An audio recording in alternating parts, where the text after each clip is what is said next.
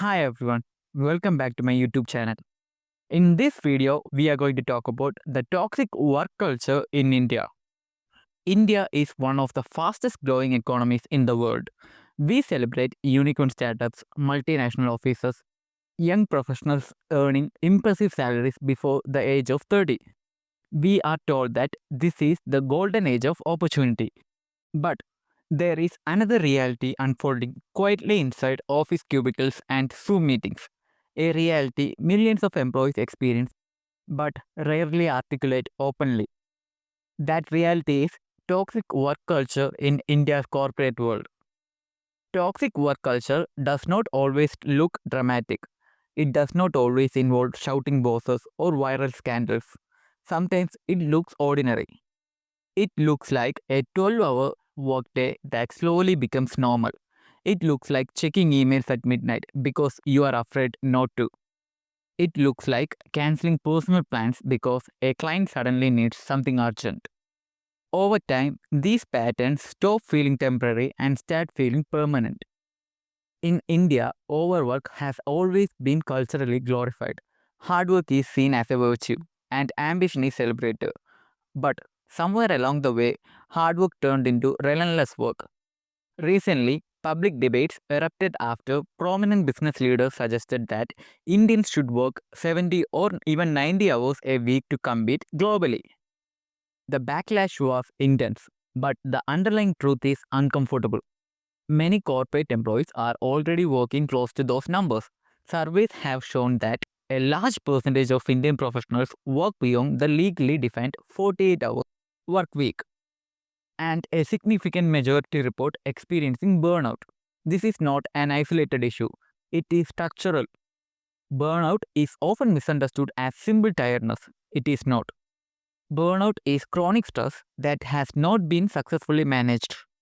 It is waking up tired even after sleeping. It is feeling detached from work that once excited you. When more than 80% of surveyed professionals report experiencing burnout, we are not looking at individual weakness. We are looking at a systematic pressure. The pandemic changed work culture dramatically. When offices moved into homes, the boundaries between professional and personal life began to dissolve. At first, remote work felt liberating, not commute, flexible schedules, more family time, but gradually the line between office hours and life blurred. Surveys have indicated that more than 90% of Indian employees are contacted outside official work hours. Many admitted that they fear career consequences if they ignore after hour messages. This fear creates an always on culture where logging off feels risky. The always on culture has psychological consequences. Human beings need recovery time. We need moments where our minds are not processing deadlines and performance metrics. Without recovery, stress accumulates. Chronic stress affects sleep, mood, digestion, concentration, and long term cardiovascular health. Medical research globally has linked excessive work hours to increase risk of heart disease and mental health disorders. When overwork becomes normalized at scale, public health becomes part of the conversation. High salaries do not cancel toxic environments.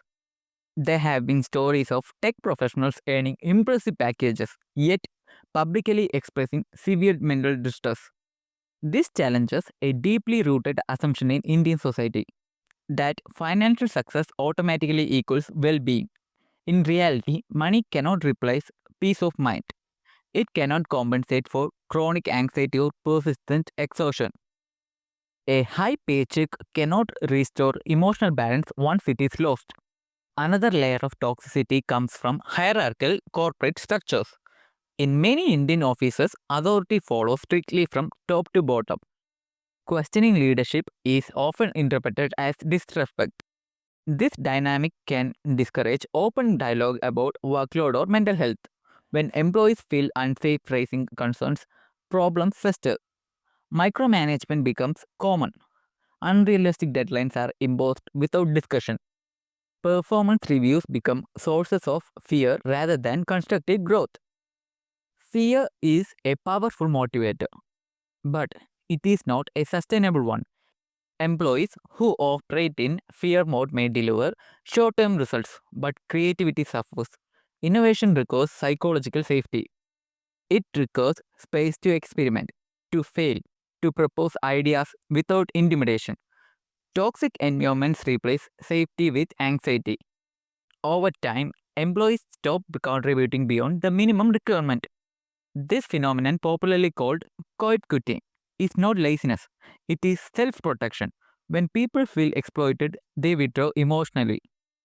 Companies spend significant resources hiring and training employees, only to lose them to burnout.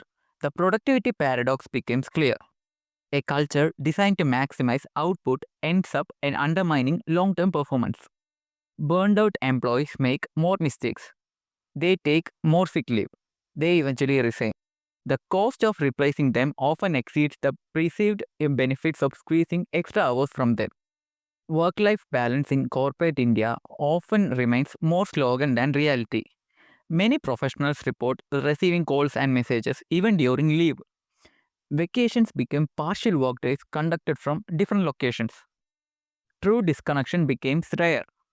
Without genuine downtime, relationships outside work suffer. Family events are missed, friendships fade, personal hobbies disappear. Life narrows to a cycle of deadlines and brief exhaustion before the next work begins. It is important to acknowledge that not every corporate workplace in India is toxic. There are progressive companies experimenting with healthier policies. Some organizations have introduced systems to monitor excessive work hours and encourage employees to log off. Mental health awareness is increasing. Younger employees are more vocal about boundaries. These are positive signs. Generational change is particularly increasing. Gen Z professionals tend to prioritize mental well being and flexibility more than previous generations. They are more likely to question unrealistic expectations. This sometimes creates tension with older leadership styles that equate long hours with commitment. But this generational shift may be essential for long term cultural reform. When enough people refuse to normalize burnout, norms eventually adjust. India's corporate success story is real and significant. Millions have risen into the middle class through professional careers. Technology hubs have transformed cities. Global companies rely on Indian talent. But economic growth must evolve alongside humane work standards. Ambition and well being are not opposites. Productivity and rest are not enemies. Excellence does not require self destruction. Ultimately, the future of corporate India depends on balance. A generation that is burned out cannot innovate effectively. A workforce that feels respected and supported can achieve extraordinary results. The choice is not between growth and well being. The real choice is between short term pressure and long term resilience. So, what do you guys think about India's work culture? Thanks for watching.